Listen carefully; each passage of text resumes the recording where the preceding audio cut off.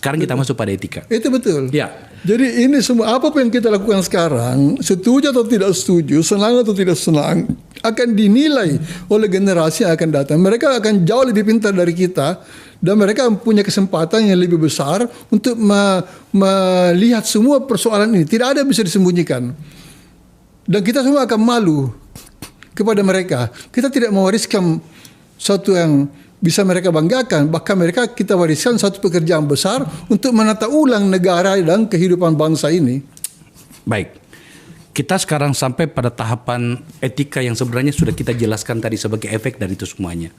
Dari dua klaster tadi ini kan sebenarnya sama dengan kita telah menyepakati bahwa seluruh standar etika di dalam pengelolaan negara itu terabaikan. Oke. Maka mau tidak mau kemudian kita harus kembali ke masa lalu. Di masa Pak Harto ketika Proprias mengambil banyak peran di situ, itu terjadi banyak pelanggaran dan terjadi pembiaran sampai 32 tahun hingga kemudian terjadilah yang namanya reformasi. Di tahun reformasi itu, titik luar biasa itu, banyak dibuat mekanisme agar kemudian kerusakan itu bisa diperbaiki. Termasuk di dalam yang namanya bagaimana sih menjadi pengelola negara, baik sebagai pejabat atau bahkan sekadar sebagai ASN. Tapi tidak dalam waktu yang cukup lama. Kerusakan itu malah lebih parah dibanding pada saat sebelum reformasi itu. Karena pekerjaan tidak tuntas. Oh, seperti apa, Prof? Jadi begini.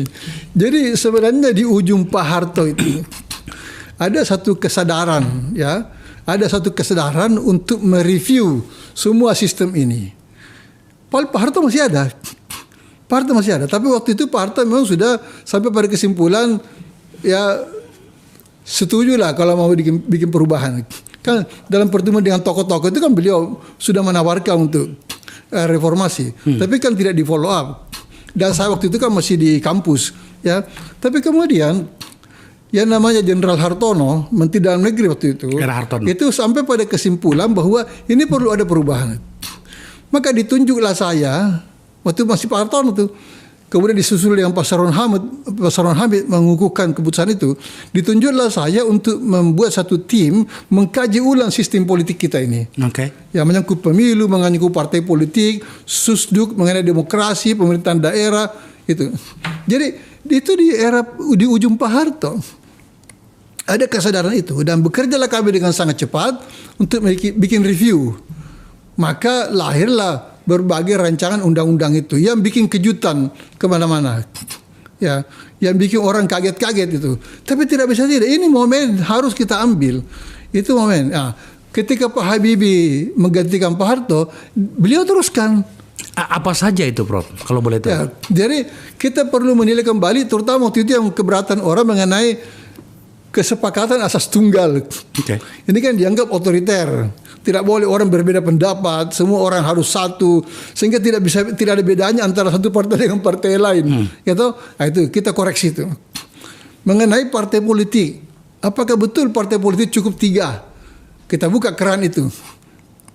Bisa lebih dari 3. Ya, kemudian mengenai susduk, ya, termasuk menggeser peran ABRI yang sangat vital, bukan hanya strategi, sangat vital dalam parlemen. Kembali ke barak. Ya.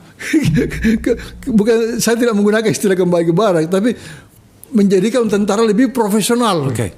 Ya, sehingga politik tidak menjadi urusan mereka. Ya, difungsi kasarnya diakhiri. Okay. Ini sangat besar tugasnya waktu itu. Nah, kemudian mengenai kemungkinan adanya partai-partai oposisi. Okay. Ya, karena dengan membuka keran partai politik kan berarti membuka ruang itu. Ya. Bahkan ada satu wartawan Amerika waktu itu, juga beberapa wartawan asing lainnya bertanya kepada saya, apakah Anda tidak takut akan terlalu banyak partai? Saya bilang tidak. Banyak partai sepanjang kita bisa kelola dengan baik, itu bagus buat pertumbuhan demokrasi. Karena ada trauma masa lalu mengenai banyak partai yang bikin ribut. Ya, jadi kita bikin semua itu. Kita bikin pemilihan umum yang jujur dan adil. Ya, tahun 99 itu yang kemudian menghasilkan kemenangan PDI Perjuangan waktu itu. Itu kan hal yang tidak mungkin terjadi di masa Orde Baru. Yeah. Ya. Jadi Kita buka keran itu seluas-luasnya karena kita ingin perubahan. Tapi semua perubahan ini tidak dikawal, Pak. Jadi setelah ini semua duduk, itu selanjutnya tidak dikawal. Terjadilah perilaku-perilaku politik di parlemen, di pemerintahan yang kemudian itu membuat kita kaget-kaget gitu. Korupsi makan semakin marak, gitu. Nepotisme terbentuk di internal partai, kemudian terbawa ke pemerintahan. Jadi internal partai sendiri terjadi nepotisme. Padahal itu dulu merupakan sasaran kita untuk reformasi, menghadirkan partai yang lebih objektif memperjuangkan kepentingan rakyat. Nah, ini tidak terjadi. Jadi perubahan pada tahun 98-99 itu tidak dikawal, Pak Akbar. Tidak dikawal dengan baik. Termasuk pemerintahan daerah. Dia memberi otonomi, memberi kekuasaan besar kepada daerah. Itu kan kita semua yang rancang. Supaya daerah itu bisa mandiri, bisa menjawab persoalan-persoalan mereka, menyelesaikan masalah-masalah mereka. Karena mereka punya sumber daya yang cukup, mereka punya ruang kreativitas yang lebih lebar, dan mereka punya semacam kesempatan untuk meningkatkan kapasitas dalam mengelola kepentingan rakyat. Nah, ini kita buka semua. Tapi ini tidak dikawal dengan benar. Tidak dikawal dengan benar. Akibatnya, itu yang sudah Anda lihat, ya, partai politik seperti itu, pemerintahan daerah semakin jauh dari harapan kita untuk bisa mandiri, menyelesaikan masalah-masalah mereka.